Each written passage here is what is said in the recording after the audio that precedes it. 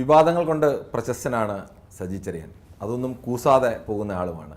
മുൻ മന്ത്രി സി ദിവാകരനാണ് അദ്ദേഹത്തെ അങ്ങനെ വിശേഷിപ്പിച്ചത്. പക്ഷേ വിവാദങ്ങൾ കൊണ്ട് മാത്രമല്ല, പ്രവർത്തന മികവ് കൊണ്ടുകൂടി പേരടയാളപ്പെടുത്തിയ മന്ത്രിയാണ് സജി ചെറിയാൻ. സ്വാഗതം. Thank you. പല ഫിഷറീസ് മന്ത്രിമാർ വന്നിട്ടുണ്ട്. താങ്കൾ അടിസ്ഥാന മേഖലയിൽ ആളുകളെ സംഘടിപ്പിച്ച് പാർട്ടി പ്രവർത്തനമായി വന്ന ആളാണ്. താങ്കൾ വന്നതുകൊണ്ട് ഈ മത്സ്യമേഖലയിലെ അടിസ്ഥാനപരമായി എന്ത് മാറ്റമാണ് അവർക്ക് ഉണ്ടായിട്ടുള്ളത്? ഒരു കാര്യത്തിൽ എനിക്ക് ഭയങ്കരമായ സന്തോഷമുണ്ട്. കാരണം 2018 പ്രളയത്തിൽ എൻ്റെ നാടിനെ രക്ഷിച്ച സൈനികരാണ് മത്സ്യത്തൊഴിലാളികൾ. അവരുമായിട്ട് എനിക്കുള്ള അത്രയും ഹൃദയബന്ധം മറ്റൊരാൾക്കും ഉണ്ടാകത്തില്ല. കാരണം ആ ഒരു റെസ്ക്യൂ ഓപ്പറേഷൻ്റെ നന്ദി രേഖപ്പെടുത്താൻ കിട്ടിയ അവസരമാണ്. താങ്കളുടെ പ്രതികരണമൊക്കെ പ്രശസ്തമായിരുന്നു. നന്ദി രേഖപ്പെടുത്താൻ കിട്ടിയ അവസരമാണ് മന്ത്രി എന്ന് പറയുന്നത്. ആ മന്ത്രിസ്ഥാനം ഞാൻ ആത്മാർത്ഥമായിട്ട് പറയുന്നു, 101% സിൻസിയറായി ആ ജനവിഭാഗത്തിൽ വിനിയോഗിച്ചിട്ടുണ്ട്. എല്ലാ ഇഷ്യൂസിലും നമുക്ക് ഇടപെടാനും പരിഹരിക്കാൻ കഴിഞ്ഞിട്ടുണ്ട്. എല്ലാം കാരണം തീരദേശത്ത് എന്ന് പറഞ്ഞാൽ പെട്ടെന്ന് പ്രശ്നമുണ്ടാകുന്ന സെൻസിറ്റീവായിട്ടുള്ള പ്രദേശങ്ങളാണ്. ഇപ്പോൾ വിഴിഞ്ഞം ആ പ്രശ്നങ്ങൾ എനിക്ക് തോന്നുന്നു ഒരു 25 റൗണ്ട് ഞാൻ തുറമുഖ മന്ത്രി, ധനകാര്യമന്ത്രി, തൊഴിൽ മന്ത്രി ഒരു 25 റൗണ്ടെങ്കിലും ചർച്ച ചെയ്തതാണ്. ഞാൻ മന്ത്രി സ്ഥാനം മാറിയ സമയത്താണ് ആ സമരം നടക്കുന്നത്. ഞാൻ വന്നതിന് ശേഷം ബഹുമാനപ്പെട്ട മുഖ്യമന്ത്രി നിർദ്ദേശപ്രകാരം അവർ പറഞ്ഞ 18 കാര്യങ്ങളും പരിഹരിക്കാനാണ് നമ്മൾ മുൻകെടുത്തത്. പൂർണ്ണ വിശ്വാസമാണ്. ഇപ്പോൾ മുതലപ്പടി പ്രശ്നം നമുക്ക് അവരെന്ത് പറഞ്ഞാലും ഞാൻ കേൾക്കും. എന്ന് വെച്ചാൽ അവരോടൊരു വിരോധമില്ല. കാരണം അവർ കടലിൽ പോയി കഷ്ടപ്പെടുകയും പ്രകൃതിയോട് ഇണങ്ങിയും പിണങ്ങിയും ജീവിക്കുന്ന ഒരു വിഭാഗമാണ്. കാരണം അത്രമാത്രം പ്രയാസകരമായ തൊഴിൽ അവർ ചെയ്യുന്നത്. അപ്പോൾ അവരുടെ ഭാഗത്ത് എന്തെങ്കിലും ഒരു ചെറിയ പ്രയാസം വന്ന് ഒരു വഴക്ക് എന്നോട് പറഞ്ഞാൽ, അല്ലെങ്കിൽ എന്നെപ്പറ്റി പേനിക്കയിലെ സമരം ചെയ്തതിനെപ്പറ്റി ചോദിച്ചു, നമ്മൾ ഇനിയും ചെയ്യണം, മന്ത്രി രാജിവെക്കണമെന്ന് പറഞ്ഞു. അപ്പോൾ ഇനിയും അത് ആവശ്യപ്പെടണം. കാരണം അവർക്ക് സംതൃപ്തമായ തീരുമാനങ്ങൾ എടുക്കാൻ അത് ആവശ്യമെങ്കിൽ അവരത് ചെയ്യണം. അപ്പോൾ അതിൻ്റെ ചർച്ച ഇന്നിപ്പോൾ നടന്നല്ലോ. ഇനി അടുത്ത ദിവസം ചർച്ച ചെയ്യും. അടുത്ത 10 ദിവസം കഴിഞ്ഞ് വീണ്ടും ഇരിക്കാൻ തീരുമാനിച്ചിട്ടുണ്ട്. അവരെ വേദനിപ്പിക്കുന്ന ഒരു കാര്യം ചെയ്യാറില്ല. പക്ഷേ പുനർഗേഹം, ഭവന നിർമ്മാണം, അതുപോലെ തന്നെ അതൊരു വലിയ മാറ്റം. കാരണം കേരളത്തിൽ ഒരു മത്സ്യത്തൊഴിലാളിയും കടൽക്ഷോഭം മൂലം അനാഥരായ വഴിയാധാരമായി ഇപ്പോൾ ഇല്ല. അതിനെ മുഴുവൻ ഞങ്ങൾ പുനരുദ്ധരിപ്പിച്ചു. അതുപോലെ തന്നെ കുട്ടികളുടെ വിദ്യാഭ്യാസം. ഞാൻ ഈ 47 മണ്ഡലത്തിലും പോയി രക്ഷിതാക്കളോട് പറഞ്ഞിട്ട് നിങ്ങളുടെ കുഞ്ഞുങ്ങളെ പഠിപ്പിക്കണം. അതിനൊരു വലിയ മുൻകൈ എടുക്കുന്നുണ്ട്. എനിക്ക് സന്തോഷമാണ്. യൂറോപ്പിൽ വരെ കുട്ടികളെ വിട്ടു പഠിപ്പിക്കുന്നുണ്ട്. ഞാൻ മന്ത്രിയായ ശേഷം 2 പേരെ യൂറോപ്പിൽ വിട്ടു. 90 ലക്ഷം രൂപ ഗവൺമെൻറ് മുടങ്ങി. സാമ്പത്തിക ബുദ്ധിമുട്ട് ഗവൺമെൻറ് ഉണ്ടെങ്കിലും വിദ്യാഭ്യാസം കൊണ്ട് അവർ രക്ഷപ്പെടുത്തുള്ളൂ. സിനിമയുമായി ബന്ധപ്പെട്ട് ഈ ലഹരിയുമായി വലിയ വാർത്തകളൊക്കെയാണ് വരുന്നത്, വലിയ വിവാദങ്ങളൊക്കെ വന്നുകൊണ്ടിരിക്കുകയാണ്. സിനിമാ സെറ്റുകളിലൊക്കെ അത്തരത്തിലേക്ക് ലഹരിയുടെ ഉപയോഗം വരുന്നു എന്ന് പറഞ്ഞാൽ സർക്കാരിന് യഥാർത്ഥത്തിൽ ഒരു ഫലപ്രദമായ ഒരു നിയന്ത്രണത്തിലേക്ക് പറയുന്നതിനപ്പുറം കൊണ്ടുവരാൻ എന്താണ് കഴിയാത്തത്? ഇതിൻ്റെ പ്രശ്നം എന്താണെന്ന് ചോദിച്ചാൽ, നമുക്കുള്ള നിയമം എല്ലാ മേഖലയിലും ഒരുപോലെയാണ് ബാധകമാകുന്നത്. സിനിമാ രംഗത്തിന് പ്രത്യേക ഒരു നിയമമില്ല. ഇതിനുള്ള നിയമത്തിനുള്ളിൽ നിന്നുകൊണ്ട് നമുക്ക് എന്തും ചെയ്യാൻ പറ്റും. എന്നാൽ ഒരു സിനിമാ പോളിസി നമുക്ക് ആവശ്യമാണ്. കുറച്ച് നിയമപരമായ ഇടപെടൽ നമുക്ക് ആവശ്യമാണ്. ഇപ്പോൾ ഇവിടെ ഹേമ കമ്മിറ്റിയുടെ റിപ്പോർട്ടിൻ്റെ ഭാഗമായി ചില കാര്യങ്ങൾ നടത്താൻ ഗവൺമെൻറ് ഉദ്ദേശിക്കുന്നുണ്ട്. ഇപ്പോൾ അതുമായി ബന്ധപ്പെട്ട ആ മേഖല എല്ലാവരുമായി നമ്മൾ ചർച്ച നടത്തി. അതിനുവേണ്ടി ഒരു കമ്മിറ്റി രൂപീകരിച്ചു. അവർ പ്രപ്പോസൽ തന്നിട്ടുണ്ട്. അത് ഫൈനലൈസ് ചെയ്തിരിക്കുകയാണ്. അപ്പോൾ അതിനുവേണ്ടി ഇവരെ എല്ലാം കൂടെ വിളിച്ചു കൂട്ടി ഒരു കോൺക്ലേവ് നടത്താൻ ഉദ്ദേശിക്കുന്നുണ്ട്. അതിൻ്റെ തുടർച്ചയായി കേരളത്തിൽ ഒരു ഇടപെടൽ വരുമ്പോൾ, നിയമനിർമ്മാണം ഉൾപ്പെടെ പോളിസി ഉൾപ്പെടെ വരുമ്പോൾ, ഈ രംഗത്ത് ഇപ്പം നിൽക്കുന്ന പല പ്രശ്നങ്ങൾക്ക് ശാശ്വത പരിഹാരം കാണും. ഈ ഹേമ കമ്മിറ്റി റിപ്പോർട്ടൊക്കെ വരുമ്പോൾ യഥാർത്ഥത്തിൽ ഇടത് സർക്കാരാണ് ഭരിക്കുന്നത്. അതുകൊണ്ട് കർശനമായ നടപടികൾ ഉണ്ടാവും, സ്ത്രീപക്ഷ നിലപാടുകളൊക്കെ ഉണ്ടാവും എന്നൊക്കെ ഒരു പ്രതീക്ഷ പൊതുവെ കേരളത്തിലുണ്ടായിരുന്നു പറയാം. പക്ഷേ ആ പ്രതീക്ഷയ്ക്ക് ഒത്തുയരാൻ യഥാർത്ഥത്തിൽ കഴിഞ്ഞിട്ടുണ്ടോ? ഇല്ലല്ലോ. തീർച്ചയായിട്ടും വിമർശനങ്ങളില്ലേ? തീർച്ചയായിട്ടും ഒന്നും ഞങ്ങൾ മറച്ചു വെച്ചിട്ടില്ല. ഹേമ കമ്മിറ്റി റിപ്പോർട്ട് അവർ സബ്മിറ്റ് ചെയ്യുമ്പോൾ തന്നെ അവർ തന്നെ അതിനകത്ത് എഴുതി വെച്ചിട്ടുണ്ട് ഇത് പരസ്യപ്പെടുത്തരുത്. അത് മാത്രമേ ഉള്ളൂ. കോടതിന് മുമ്പായിരുന്നു. കോടതി പറഞ്ഞു, കോടതിയല്ല അതിന് മുമ്പ് തന്നെ പിന്നെ ബന്ധപ്പെട്ട ഏജൻസി പറഞ്ഞു അത് പുറത്തു വിടണമെന്ന് പറഞ്ഞു. അത് പുറത്തു വിടണമെന്ന് പറഞ്ഞപ്പോൾ ഒരു തർക്കമില്ലാതെ അത് പുറത്തു വിടാൻ നമ്മൾ തീരുമാനിച്ചു. അപ്പോൾ കോടതി മുമ്പിൽ ഹാജരാക്കാൻ പറഞ്ഞു. ഞങ്ങൾ കോടതി മുമ്പിൽ ഹാജരാക്കി. അത് പിന്നെ പൊതുസമൂഹത്തിന് കിട്ടത്തക്ക രൂപത്തിലുള്ള സംവിധാനം ഉണ്ടെങ്കിൽ ഒന്നും ഞങ്ങൾ മറച്ചു വെച്ചിട്ടില്ല. അതിന്മേൽ തുടർ നടപടി എല്ലാം ചെയ്യുന്നത് കോടതിയാണ്. കോടതിന് മുമ്പ് നിൽക്കുന്ന കാര്യമാണ്. അതിൽ എന്തെങ്കിലും ഒരു തീരുമാനം കോടതി എടുക്കണമെന്ന് പറഞ്ഞതിൽ നോ എന്ന ആൻസർ ഞങ്ങൾ പറഞ്ഞിട്ടില്ല, നമ്മൾ എടുക്കാതിരുന്നിട്ടില്ല. ഞങ്ങളെ ആലപ്പുഴ എന്നുള്ള ഒരാൾ എന്ന നിലയ്ക്കൂടി ഈ BDJs രൂപപ്പെട്ട കാലത്ത് വെള്ളാപ്പള്ളിയുടെ ആശീർവാദത്തോടുകൂടി ഉണ്ടായ BDJs ആണ്. ആ കാലത്ത് VS അച്യുതാനന്ദൻ മുന്നിൽ നിന്നുകൊണ്ട് അന്ന് പിണറായി വിജയനും ഒക്കെ ഇവർ രണ്ടുപേരും അതിനിശ്ചിതമായ രീതിയിലേക്ക് വെള്ളാപ്പള്ളി നടേശനെതിരെ വിമർശനം ഉന്നയിച്ചാണ് സംഘപരിവാർ അജണ്ടയിലേക്ക് അതും ഒരു പ്രത്യേകിച്ച് SNDP പോലുള്ള പ്രസ്ഥാനത്തെ കൊണ്ടുപോകുന്നു എന്നുള്ളത്. പക്ഷേ പിന്നീട് വെള്ളാപ്പള്ളി നടേശൻ ഇടത് പാർട്ടികൾ CPM ആയിട്ടൊക്കെ അടുപ്പമുണ്ടാവുകയും ആ തരത്തിലേക്ക്. പക്ഷേ കഴിഞ്ഞ തവണയൊക്കെ അടക്കം CPM ഏറ്റവും നിർണായക സ്വാധീനമുള്ള ആലപ്പുഴയായാലും താങ്കളുടെ ജില്ല ആലപ്പുഴയായാലും ആറ്റിങ്ങലൊക്കെ ആയാലും ഈ രണ്ട് സ്ഥലത്തും ഇടത് വോട്ടിൽ വലിയ തോതിലുള്ള ചോർച്ച BJPയിലേക്ക് ഒക്കെ ഉണ്ടായി. പക്ഷേ ഇപ്പോഴും ഒരു പക്ക വർഗീയത എന്ന് പറയാവുന്ന ഒരു പരാമർശം വെള്ളാപ്പള്ളി നടേശൻ നടത്തുമ്പോഴും മുഖ്യമന്ത്രിയുടെ ഭാഗത്തു നിന്നും അതിനെ ആ തരത്തിൽ വിമർശനം ഉണ്ടാവുന്നില്ല. അതിനെ അംഗീകരിക്കുന്ന ഒരു നിലപാട് സ്വീകരിക്കുന്നത്. യഥാർത്ഥത്തിൽ പാർട്ടിയും ഈ വെള്ളാപ്പള്ളി നടേശനുമായിട്ടൊക്കെ ഒരു പാലമായി നിൽക്കുന്നത് എല്ലാ കാലത്തും സജി ചെറിയാനാണ് എന്നൊരു പുറത്ത് അങ്ങനെ എന്തായാലും ഒരു പേരുണ്ട്. ഇല്ല, വെള്ളാപ്പള്ളി സാറുമായി ബന്ധപ്പെട്ട് വ്യക്തിപരമായ നല്ല സൗഹൃദമുണ്ട്. അത് ദീർഘകാലമായിട്ടുള്ളൊരു ബന്ധം, ആലപ്പുഴ ജില്ലക്കാരനെന്നുള്ളൊരു ബന്ധം. അദ്ദേഹത്തിൻ്റെ ഒരു അറിവോടെയാണ് BDJs രൂപീകരിച്ചതെന്ന് ശരിയാണ്. പക്ഷേ CPMൻ്റെ നേതൃത്വം ശക്തമായി അതിനെതിരെ രംഗത്ത് വന്നുകൂടി അദ്ദേഹം അതിനകത്ത് പിന്മാറി. അതൊരു വസ്തുതയാണ്. പക്ഷേ തുഷാർ അതിൻ്റെ ഭാരമായിട്ടിരിക്കുന്നുണ്ട്. അത് അദ്ദേഹം പറയണോ പറഞ്ഞിട്ടോ അല്ല, അതൊരു വേറൊരു സംവിധാനം, ഒരു പൊളിറ്റിക്കൽ പാർട്ടിയായിട്ടത് ഓർഗനൈസ് ചെയ്തു പോയി. അതിനുശേഷം വെള്ളാപ്പള്ളി സാർ എടുത്തിട്ടുള്ള നിലപാടുകളിൽ ഇടതുപക്ഷത്തിന് വിരുദ്ധമായ നിലപാടുകൾ വളരെ കുറവാണ്. ഇപ്പം 100 കാര്യങ്ങൾ അദ്ദേഹം പറയുമ്പോൾ ഒരു 30 കാര്യങ്ങൾ ചിലപ്പോൾ എതിര് കാണും, പക്ഷേ ഭൂരിപക്ഷം അനുകൂലമാണ്. ഗവൺമെൻറ് ഒരുപാട് അദ്ദേഹം സപ്പോർട്ട് ചെയ്യുന്നുണ്ട്, എന്നാൽ വിമർശനം അത് ഉന്നയിക്കാറുണ്ട്. CPMനെ അദ്ദേഹം സപ്പോർട്ട് ചെയ്യാറുണ്ട്, എന്നാൽ വിമർശനം ഉന്നയിക്കാറുണ്ട്. അത് ഒരു സമുദായത്തിൻ്റെ നേതാവെന്നത് മാത്രം കണ്ടാൽ മതി. പക്ഷേ BDJsന് വേണ്ടി അദ്ദേഹം വാദിച്ചതായിട്ട് ഞാൻ കാണുന്നില്ല. BJPക്ക് വേണ്ടി അത്തരത്തിലൊരു വാദം ഉണ്ടാകുന്നത്. BJP ഈ അടുത്ത കാലത്തൊന്നും ഈ കേരളത്തിൽ ഇലക്ഷൻ ജയിക്കില്ല എന്ന് ഈ അടുത്ത സമയത്ത് അദ്ദേഹം പറഞ്ഞു, വെറുതെ മത്സരിക്കുക എന്ന്. അത് അദ്ദേഹത്തിൻ്റെ ഒരു ശൈലി അദ്ദേഹം പറയാറുണ്ട്. അപ്പം അദ്ദേഹം ഒരു ഇടതുപക്ഷ വിരുദ്ധനാണെന്നുള്ള ധാരണ എനിക്കില്ല. എന്നാൽ ഇടതുപക്ഷക്കാരനാണെന്ന് ചോദിച്ചാൽ അതൊരു സമുദായ നേതാവാണ്. ഇടതുപക്ഷക്കാരനാണെന്ന് പറയാനും പറ്റില്ല, സമുദായത്തിൻ്റെ ഭാഗത്ത് പ്രവർത്തിക്കുന്നു. അങ്ങനെയുള്ള ഒരു വ്യക്തി ഞങ്ങളെ ആക്രമിച്ച് തകർക്കാൻ ഏതെങ്കിലും തരത്തിൽ ഗൂഢാലോചന നടത്തി ഹീനമായ മാർഗ്ഗങ്ങൾ സ്വീകരിക്കുന്നു എന്ന് ഞങ്ങൾക്ക് ബോധ്യപ്പെടാത്തിടത്തോളം കാലം ഞങ്ങളെന്തിനാണ് ആ മനുഷ്യനെ മോശപ്പെടുത്താനും ഇല്ലായ്മ ചെയ്യാനും ശ്രമിക്കേണ്ടതായി? ഞങ്ങളെന്തിനാണ് ശ്രമിക്കുന്നത്? ഞങ്ങൾക്ക് ദോഷമായിട്ട് അദ്ദേഹം ഒന്നും ചെയ്യുന്നില്ലല്ലോ. രാഷ്ട്രീയമായി ഞങ്ങൾക്ക് ദോഷമായിട്ടൊന്നും ചെയ്യാത്തിടത്തോളം കാലം ഞങ്ങൾ അദ്ദേഹത്തെ വ്യക്തിപരമായി അല്ലെങ്കിൽ സമുദായപരമായി കൈകാര്യം ചെയ്യാൻ CPMന് കൊണ്ടൊരു കാര്യമില്ല. അപ്പം ഞങ്ങളുടെ നിലപാടെന്താ? അദ്ദേഹം ചെയ്യുന്ന നല്ല കാര്യങ്ങളെ പിന്തുണയ്ക്കുക. അദ്ദേഹം ഏതെങ്കിലും കാര്യങ്ങളിൽ ഞങ്ങൾക്ക് യോജിക്കാൻ കഴിയാത്ത സ്വീകാര്യമല്ലാത്ത കാര്യങ്ങൾ പറഞ്ഞാൽ അതിനെ ചോദ്യം ചെയ്യുക. ഈ നിലപാടാണ് CPM എന്ന് തീരുമാനിച്ചിട്ടുള്ളത്. ഇപ്പോൾ പാർലമെൻറ്റ് ഇലക്ഷൻ കഴിഞ്ഞു, ഞങ്ങൾക്ക് സ്വീകാര്യമല്ലാത്ത ചില കാര്യങ്ങൾ വന്നു എന്ന് തോന്നിയപ്പോൾ പാർട്ടി സെക്രട്ടറിയുടെ അഭിപ്രായം പറഞ്ഞു, അദ്ദേഹം മറുപടിയും പറഞ്ഞു, ആ പ്രശ്നം അവിടെ തീർന്നു. ഈ പ്രശ്നത്തിൽ മുഖ്യമന്ത്രി പ്രതികരിച്ചിരുന്നു പറഞ്ഞാൽ മുഖ്യമന്ത്രി ചേർത്തല അദ്ദേഹത്തിൻ്റെ 30 വർഷത്തെ SNDP ജനറൽ സെക്രട്ടറി സ്ഥാനം അതിൻ്റെ സ്വീകരണത്തിന് ചെന്നപ്പോൾ തന്നെ മുഖ്യമന്ത്രി കൃത്യമായ ഒരു ഉജ്ജ്വല പ്രസംഗമായിരുന്നു, കൃത്യമായ നിലപാട് പറഞ്ഞു. അതിനുശേഷം ആ പ്രസംഗത്തിൽ തന്നെ ഇന്നത്തെ വർത്തമാനകാലത്ത് ശ്രദ്ധിക്കേണ്ട കാര്യങ്ങളും പറഞ്ഞു. അതിനപ്പുറത്തേക്ക് നമ്മളെന്തിനാ പറയേണ്ട കാര്യം? അദ്ദേഹം പറഞ്ഞൊരു കാര്യം അദ്ദേഹം തന്നെ ക്ലാരിഫൈ ചെയ്തു. ഞാൻ ഏതെങ്കിലും ഒരു സമുദായത്തെ ഉദ്ദേശിച്ചാണ് പറഞ്ഞത്, ഞാനൊരു രാഷ്ട്രീയ പാർട്ടി ഉദ്ദേശിച്ചാണ് പറഞ്ഞത് എന്ന് അദ്ദേഹം തന്നെ ക്ലാരിഫൈ ചെയ്തതിന് ശേഷം നമ്മളെന്തിനാണ് അദ്ദേഹത്തിന് വെക്കിട്ട് കയറാൻ പോകുന്നത്? അപ്പം ഞങ്ങളുമായി ബന്ധപ്പെട്ട തർക്കങ്ങൾ നിലവിലില്ല. ഞങ്ങളും അദ്ദേഹവുമായി നല്ല സൗഹാർദ്ദത്തിൽ പോകുമ്പോൾ മറ്റു പലർക്കും ആ സൗഹാർദ്ദം ഇഷ്ടപ്പെടുന്നില്ല എന്നുള്ള അവസ്ഥ. ഇപ്പോൾ ഉദാഹരണം UDFനോ കോൺഗ്രസിനോ ആ സൗഹാർദ്ദം കിട്ടുന്നില്ല, അതിൽ ഇഷ്ടപ്പെടുന്നില്ല.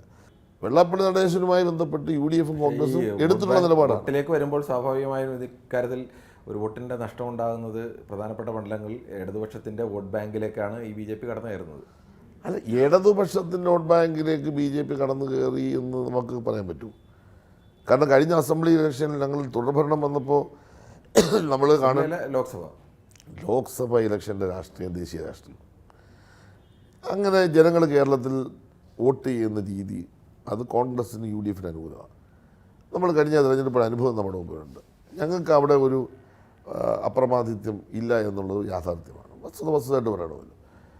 അപ്പോൾ അതുകൊണ്ട് ഞങ്ങൾ വളരെ സങ്കീർണമായ ഒരു തെരഞ്ഞെടുപ്പ് പ്രക്രിയയിലൂടെയാണ് ഞങ്ങൾ ലോക്സഭയിൽ കടന്നു പോകുന്നത്.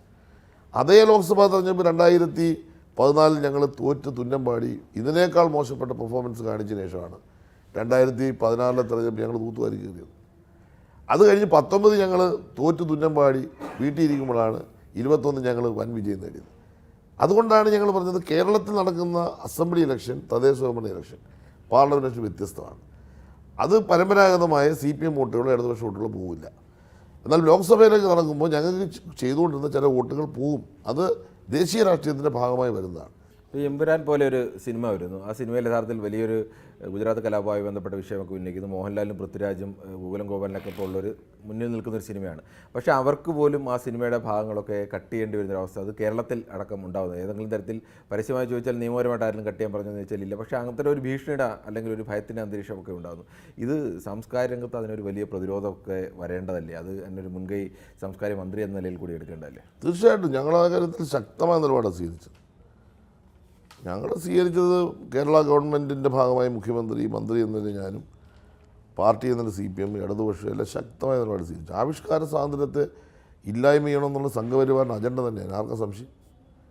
കേരളമാണ് ഇതിൽ പ്രതിരോധിച്ച് നിൽക്കുന്നത്. അത് ഇടതുപക്ഷം ഉള്ളതുകൊണ്ടാണ്. ഇന്ത്യയിൽ ഏതെങ്കിലും സ്റ്റേറ്റിൽ ഇതിനെ പ്രതിരോധിക്കാനുള്ള കരുത്ത് ഇപ്പോൾ ആർക്കെങ്കിലും ഉണ്ടോ? കോൺഗ്രസിനുണ്ടോ? ഇന്ത്യയിലെ മറ്റ് സ്റ്റേറ്റിലുള്ള ഏതെങ്കിലും കക്ഷികൾക്കുണ്ടോ? കേരളത്തിൽ ഇത് ഇപ്പം എതിർത്ത് നിൽക്കുന്നതിൻ്റെ കാരണം ഇടതുപക്ഷ മുന്നണി ഗവൺമെൻറ് ഉള്ളതുകൊണ്ടും ഇടതുപക്ഷത്തിൻ്റെ ശക്തിയും കൊണ്ടാണ്. അങ്ങനെ ശക്തിയുള്ള സ്റ്റേറ്റിൽ പോലും ഇതാണ് കാണിക്കുന്നത്. ഭയപ്പെടുത്തി തങ്ങളുടെ ഇംഗിതത്തിനനുസരിച്ച് അവിടെ അവർക്ക് കൂടുതൽ സപ്പോർട്ട് കൊടുത്ത് അത്തരം ഭാവിയിലും ഒരാൾ സിനിമ എടുക്കാൻ പോയാൽ അവർക്ക് ഭയപ്പെടുത്തി തങ്ങളുടെ ഇംഗിതത്തിനനുസരിച്ച് തങ്ങൾക്ക് വേണ്ടി സാഹിത്യം രചിക്കണം, കഥ എഴുതണം, കവിത എഴുതണം, സിനിമ നിർമ്മിക്കണം, നാടകം കളിക്കണമെന്ന് പറയുന്ന തരത്തിലേക്ക് ഒരു ഭീഷണിപ്പെടുത്തുന്ന സ്വരമുണ്ടായി. അപ്പോഴാണ് എമ്പുരാൻ നിർമ്മിച്ച ആളിനോടും സംവിധാനം ചെയ്ത ആളിനോടും അഭിനയിച്ചവരോടൊക്കെ അവരവരുടെ കേന്ദ്ര ED അടക്കമുള്ള സ്ഥാപനങ്ങളെ ഉപയോഗപ്പെടുത്തിക്കൊണ്ട് ഭീഷണിക്ക് വന്നത്, റെയ്ഡ് നടത്തിയത്. അതിനെതിരെ ഒരു പ്രതിരോധ സമിതി കേരളത്തിൽ എൻ്റെ അധ്യക്ഷതയിൽ രൂപീകരിച്ചത്. ആ സമിതി നേതൃത്വത്തിൽ വലിയ പ്രക്ഷോഭം കേരളത്തിൽ ക്യാമ്പയിൻ നടക്കാൻ പോവുകയാണ്. പലതരത്തിലുള്ള ആരോപണങ്ങൾ താങ്കൾക്കെതിരെ വന്നിട്ടുണ്ട്. പക്ഷേ ഈ കരുണ പാലിയേറ്റീവ് കെയർ പോലെ മറ്റ് രാഷ്ട്രീയക്കാരിൽ നിന്ന് വ്യത്യസ്തമായ രീതിയിൽ ഇപ്പോൾ ഒരുപക്ഷേ കേരളത്തിലെ ഒരു പാലിയേറ്റീവ് മൂവ്മെൻ്റൊക്കെ വലിയ രീതിയിൽ രാഷ്ട്രീയക്കാർ നേരിട്ട് ഇടപെടുന്ന ഒരു പാലിയേറ്റീവ് മൂവ്മെൻ്റൊക്കെ ഒരു തുടക്കക്കാരൻ എന്ന് വേണമെങ്കിലും പറയാം. പക്ഷേ അങ്ങനെ ഒരാളെക്കുറിച്ചാണ് ഉമാ തോമസ് കഴിഞ്ഞ ദിവസം പറഞ്ഞത്. ഇങ്ങനെ ഒരു വേദിയിൽ നിന്ന് അവർ താഴെ വീഴുമ്പോൾ സാംസ്കാരിക മന്ത്രിക്ക് സംസ്കാരമുണ്ടോ? അയയിൽ നിന്ന് ഒരു തുണി താഴെ വീണപ്പോൾ അയ്യോ എന്ന് പറഞ്ഞിട്ട് എല്ലാവരും പോയി സീറ്റിലിരുന്നിട്ട് അവരവരുടെ ഉദ്ഘാടന ചടങ്ങ് പങ്കെടുക്കുകയായിരുന്നു. അങ്ങനെയാണ് ഒരാൾ വീണാൽ അത് പ്രത്യേകിച്ച് സജി ചെറിയാനെ പോലെ ഒരാളിൽ നിന്ന് ആൾ പ്രതീക്ഷിക്കുന്ന ഒന്നാണ്. ഒരാൾ ഇത്രയും വീണു പോകുമ്പോൾ അതിൽ പെട്ടെന്ന് തന്നെ ഒരു സഹായം വേണം എന്നുള്ളത്. താങ്കൾ എങ്ങനെയാണ് അതിനെ കാണുന്നത്? അല്ല, എന്നെപ്പറ്റി ഒരുപാട് വിമർശനങ്ങളുണ്ടെന്ന് ആദ്യം പറഞ്ഞതിന് ഒരു ചെറിയ മറുപടി ഞാൻ പറയാം. ഞാൻ എൻ്റെ മനസ്സിൽ തോന്നുന്ന ചില കാര്യങ്ങൾ പൊതുസമൂഹത്തിൻ്റെ മുമ്പ് ഉന്നയിച്ചിട്ടുള്ളത് ശരിയാണ്. അതെൻ്റെ മാത്രം വ്യക്തിപര അഭിപ്രായമാണ്. അതാരും അത് ഉൾക്കൊള്ളണമെന്നോ ഏറ്റെടുക്കണമെന്നോ ഞാൻ പറയുന്നില്ല. അതെൻ്റെ അഭിപ്രായം. ഞാനിപ്പോൾ വിദ്യാഭ്യാസത്തെ പറ്റി പറഞ്ഞു. അക്ഷരം എഴുതാനറിയാത്ത ആളുകൾ ഉണ്ടാകാൻ ഇടയുള്ള സാഹചര്യം ഞാൻ പറഞ്ഞു. സ്വാഭാവികമായിട്ടും പ്രതിഷേധം വന്നു. അത് ആരെങ്കിലും ഉദ്ദേശിച്ചല്ല. എൻ്റെ ഒരു അനുഭവത്തിൻ്റെ അടിസ്ഥാനത്തിൽ 100% ആളുകളും അക്ഷരം എഴുതാൻ പഠിച്ചു എന്ന ധാരണ എനിക്കില്ല. അതുകൊണ്ടാണ് ഞാൻ പറഞ്ഞത്. പക്ഷേ വിദ്യാഭ്യാസ മന്ത്രി അദ്ദേഹം വേറെ ഒന്നും കൊണ്ടല്ല പറഞ്ഞത്. അദ്ദേഹം പറഞ്ഞത് UDF-കാരും നിങ്ങളുടെ മാധ്യമങ്ങളും തെറ്റായിട്ട് അതിനെ എഴുതി. കാരണം വിദ്യാഭ്യാസ മന്ത്രി ശിവൻകുട്ടി ഉള്ളതുകൊണ്ട് കേരളത്തിൽ ആർക്ക് എഴുതാൻ അറിയത്തില്ല എന്ന ധാരണയിലേക്ക് കൊണ്ടുവന്നപ്പോഴാണ് അദ്ദേഹം മറുപടി. ഞാൻ പറഞ്ഞത് ഒറ്റപ്പെട്ടതാണെങ്കിലും അത്തരം ചില ആളുകളുണ്ട് വളരെ സ്ഫുടമായി അല്ലെങ്കിൽ നല്ല മനോഹരമായി നമ്മുടെ ഭാഷ കൈകാര്യം ചെയ്യുന്നതിൽ കുറവുണ്ട്. ഞാൻ പറഞ്ഞു. ഇപ്പം ഞാൻ അത് തെറ്റിദ്ധരിപ്പിച്ച് ആളുകളുടെ ഞാൻ പറഞ്ഞതൊക്കെ അങ്ങ് തെറ്റിദ്ധരിപ്പിച്ചു. ഞാൻ പെൻഷൻകാരെ പറ്റി പറഞ്ഞു. ഞാൻ പറഞ്ഞത് എന്താ, ഇപ്പം കൊടുക്കുന്ന പെൻഷൻ എന്ന് പറയുന്നത് നിൽക്കണമെന്നല്ല ഞാൻ പറഞ്ഞത്. നമുക്കുണ്ടാകുന്ന ഒരു പ്രയാസമാണ് ഞാൻ ഉന്നയിച്ചത്. കാരണം ഇന്ത്യയിൽ ആരോഗ്യരംഗത്ത് കേരളം 1ാം സ്ഥാനത്ത് വന്നു. അപ്പോൾ ഡെത്ത് റേറ്റ് കുറഞ്ഞു. അപ്പോൾ എന്ന് വെച്ചാൽ കൂടുതൽ ആളുകളെ പ്രൊട്ടക്റ്റ് ചെയ്യേണ്ട സാമ്പത്തിക ബുദ്ധിമുട്ട് നമുക്ക് വന്നു. ഇത് വസ്തുതയല്ല ഞാൻ പറഞ്ഞത്. ഇപ്പം ഇവിടെ 80 വയസ്സ് 90 വയസ്സ് 100 വയസ്സ് എൻ്റെ അമ്മ 96 വയസ്സെന്ന് ഞാൻ പറഞ്ഞത് കാരണമാണ്. അതിലൊരു വരി എടുത്തിട്ടാണ് എല്ലാവരും കൊടുത്തത്. അപ്പം കേരളത്തിന് പുറത്ത് ഇപ്പോൾ രാജസ്ഥാനിൽ 5000 പേർക്ക് പെൻഷൻ കൊടുക്കണമെങ്കിൽ ഡെത്ത് റേറ്റ് കുറഞ്ഞു വന്നപ്പോൾ നമ്മൾ 10000 പേർക്ക് കൊടുക്കണം. അപ്പം നമുക്ക് ആ ഒരു സോഴ്സ് ഓഫ് ഇൻകം നമ്മൾ കണ്ടെത്തേണ്ടതായിട്ടുണ്ട്. അതുകൂടെ കണ്ടെത്തുന്നില്ലെങ്കിൽ വരാൻ പോകുന്ന പ്രശ്നം എന്ന് വെച്ചാൽ നമ്മൾ ഭാവിയിൽ ഇത് നിന്നു പോകും. ഞാൻ അവരെ സംരക്ഷിക്കേണ്ടതെന്നാണ് പറഞ്ഞത്. അത് വിവാദമാക്കേണ്ട കാര്യമില്ല. ഞാൻ സൗദിയിൽ പോയപ്പോൾ ഞാൻ പറഞ്ഞു, ഞാൻ എന്താ പറഞ്ഞു, ഈ കുത്തപ്പാട്ടി എന്നുള്ള പ്രാർത്ഥനയുണ്ടാവും. അപ്പോൾ കേരളത്തിലെ പള്ളിയിൽ മൈക്ക് പുറത്ത് കളി. ഞാൻ അവിടെ ചെന്നപ്പോൾ ഈ മൈക്ക് കണ്ടില്ല. ബാങ്ക് വിളിക്കുന്നുണ്ടോ? അത് പരസ്യമായിട്ട് തന്നെ ബാങ്ക് വിളിക്കുന്നു. എനിക്ക് ആ പറഞ്ഞപ്പോൾ ഒരു അക്ഷര പെശവ് വന്നു, ഒരു പെശവ് വന്നു.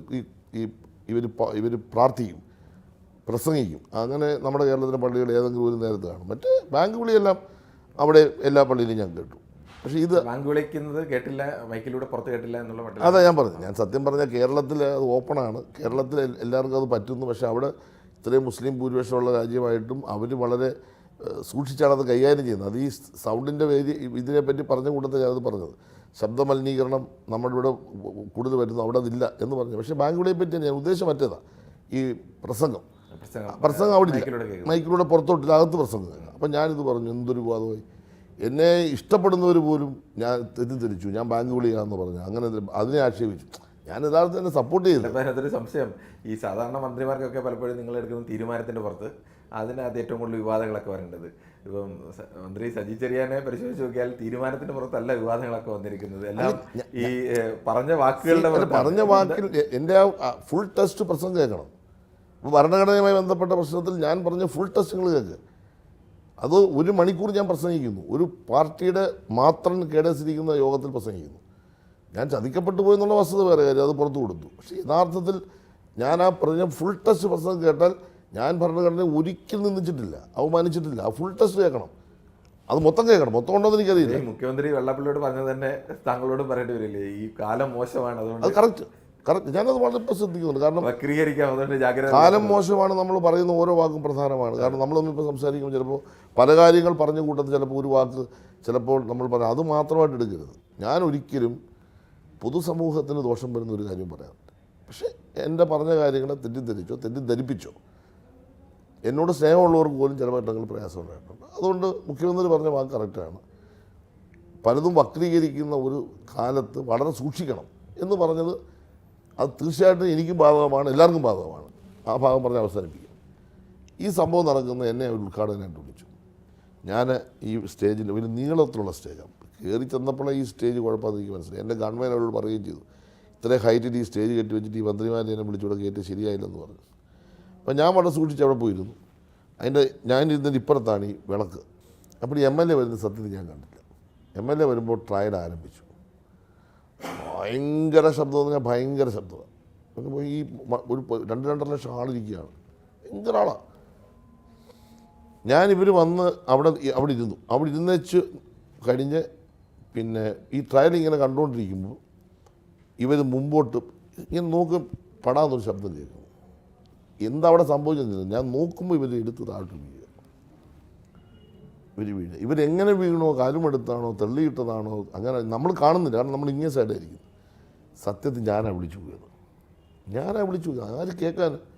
ഈ ഭയങ്കരമായ ഈ മൈക്കിൻ്റെ ശബ്ദമാണ്. അപ്പം താഴെ വീണ് കഴിഞ്ഞപ്പോൾ തന്നെ ഇവർ ബോധം പോയി.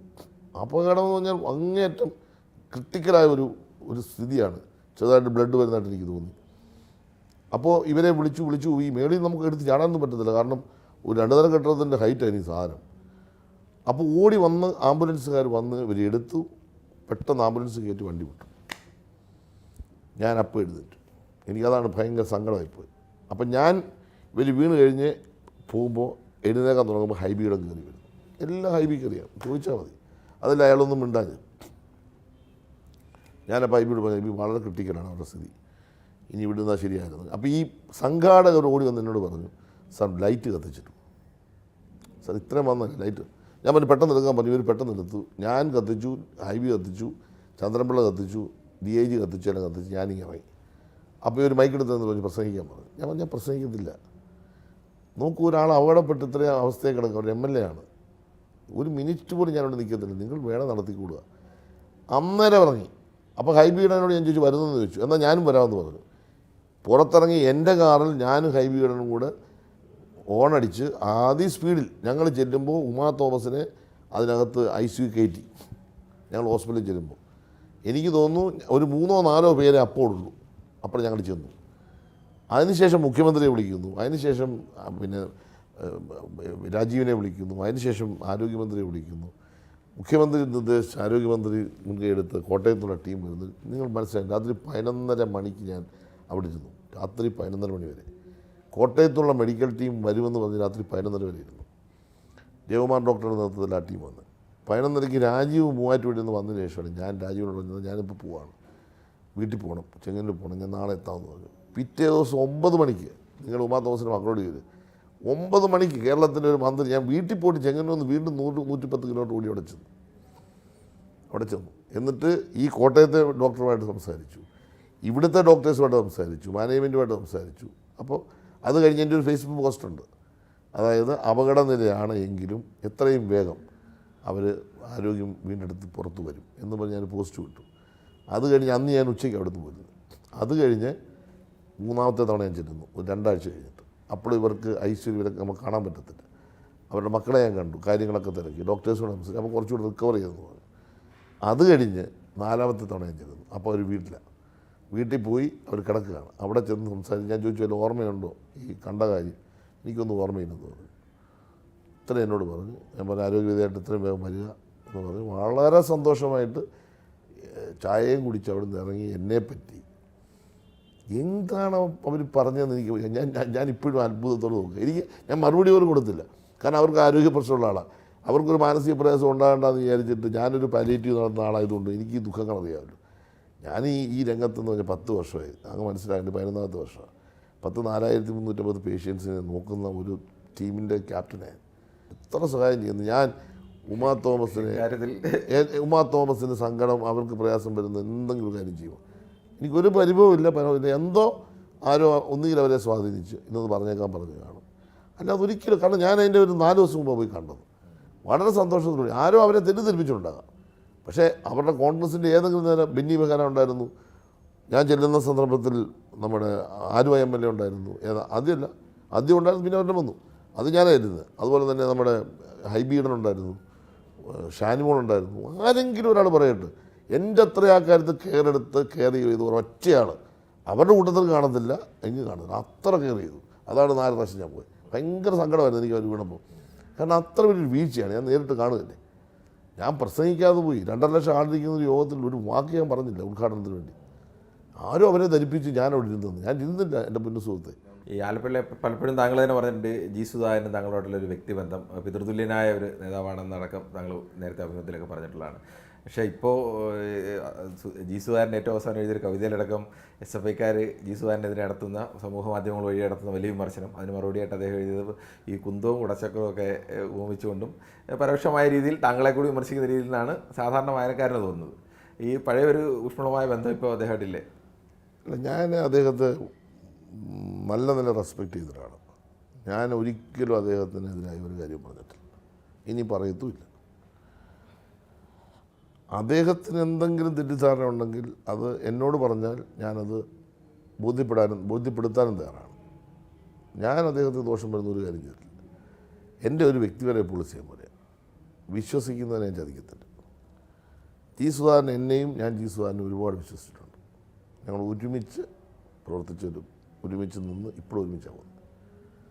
ഞാൻ ഇടങ്കാലിടത്തില്ല.